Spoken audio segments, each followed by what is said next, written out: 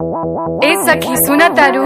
हाँ सखी का कहत तारू। अरे चल दिल कहरु लोग आ गइल बाड़े, तिलक चढ़े जात बा। त का हो मोहिनी, तैयार बाड़ू? हाँ हो चला। अरे चला चला जल्दी चला।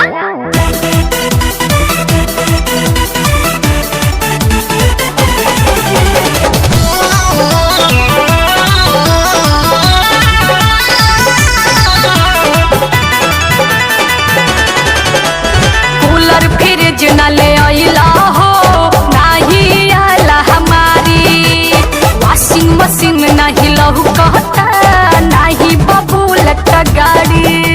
अरे बोला बोला शंकर भैया का भइल। कूलर फ्रिज न ले आइला हो, नहीं आला हमारी। वॉशिंग मशीन नहीं लहू कहता, नहीं बबूलत गाड़ी। रोल गोल के गहना तू चढ़ैला साले, इज्जत डूबैला साले, इज्जत डूबैला साले।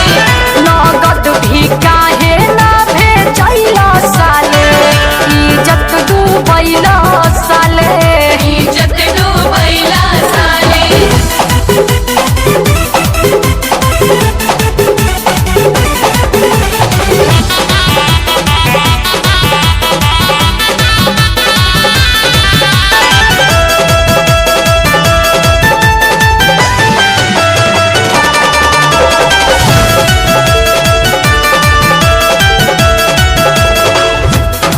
भर के सिकड़ी घड़ी टाइटन के सकरला हो। लोकल टीवी देख के बड़ी तेज पड़ला हो। अरे ए सखी एमे त कुल डुप्लीकेट लागता। दू भर के सिकड़ी घड़ी टाइटन के सकरला हो।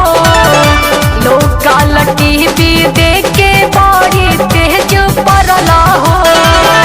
मिक्सी मशीनियों ना साले, इज्जत डूबैला साले, इज्जत डूबैला साले। रोल गोल के गहना तू चढ़ैला साले, इज्जत डूबैला साले, इज्जत डूबैला साले।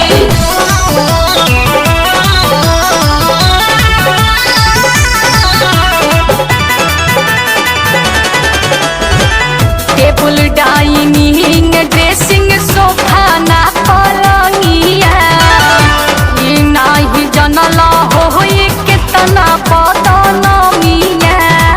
अरे ए लोग के का बुझाई। टेबल डाइनिंग ड्रेसिंग सोफा ना पलंगिया, ई नाही जनला हो ये कितना बदनामिया। शुभम से गिरिवा